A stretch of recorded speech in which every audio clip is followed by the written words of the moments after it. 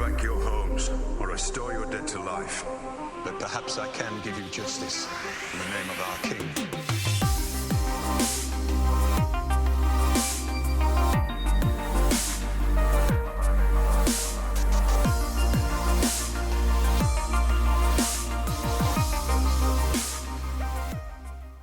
There are 7 kingdoms in Westeros, 7 regions that make up the continent that our favorite and most hated characters roam in the story of Game of Thrones.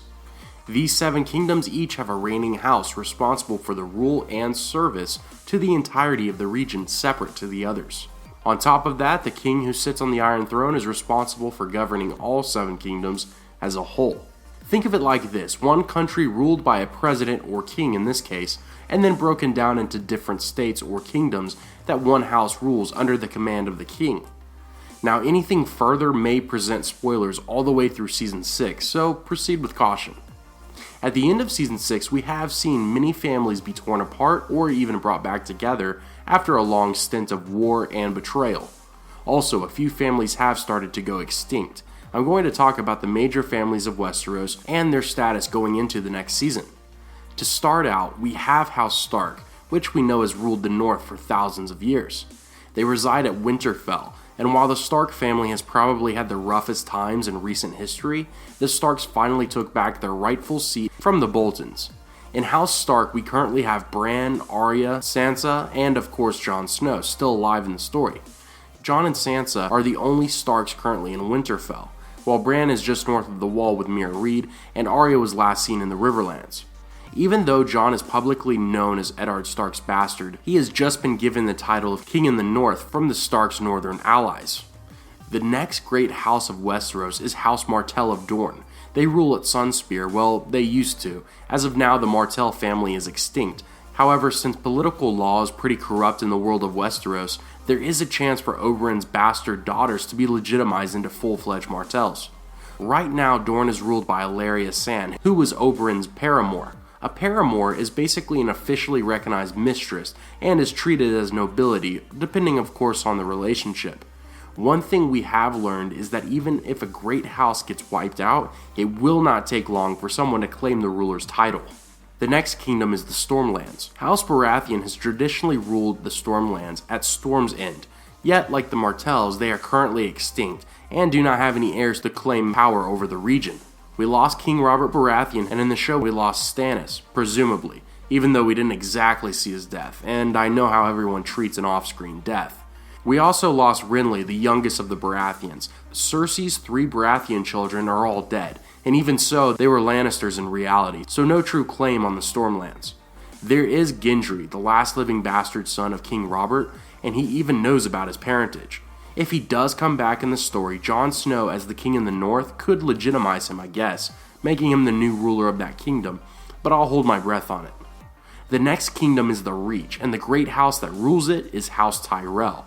They reside at Highgarden. Right now, most of the Tyrells are dead, but we do have the Queen of Thorns, Lady Olenna. She is ruling the Reach as of now, and if her character does kick the bucket in the next season, she does have heirs surprisingly.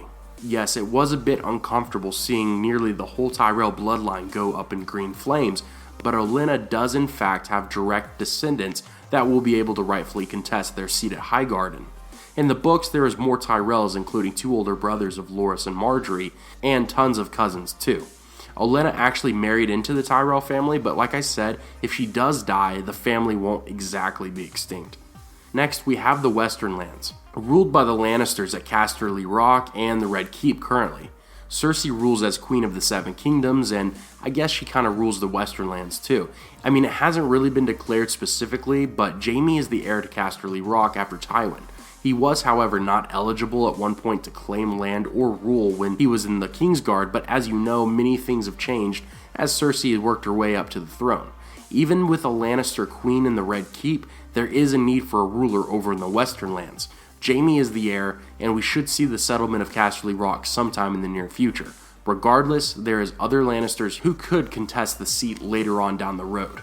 The Vale is a kingdom ruled by the great House Arryn at the Eyrie. Currently, we have young Robin Arryn ruling the Vale. However, he seems more of a manipulated lord.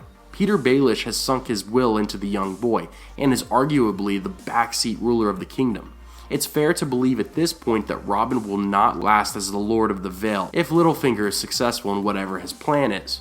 Actually, Robin could remain the face of the Vale, but Baelish would manipulate every one of his decisions. Peter knows better than anyone that being the king or lord of a great region is very dangerous because of jealousy and vengeance. He most likely would be more safe controlling things from behind the curtains. Lastly, we have the Riverlands ruled by, well, we aren't really sure. The Iron Throne acknowledged Walder Frey as the Lord Paramount of the Riverlands, but thanks to Arya Stark, Walder is no longer around, and neither are a number of his heirs. As of now, the Riverlands are a contested region. Traditionally, House Tully has been the rulers of the kingdom, but of course that changed after the Red Wedding. Edmure Tully is the heir to the seat of the Castle Riverrun, but with the Lannister takeover recently and Arya Stark killing a number of Freys, we just aren't sure what's going on within the Riverlands.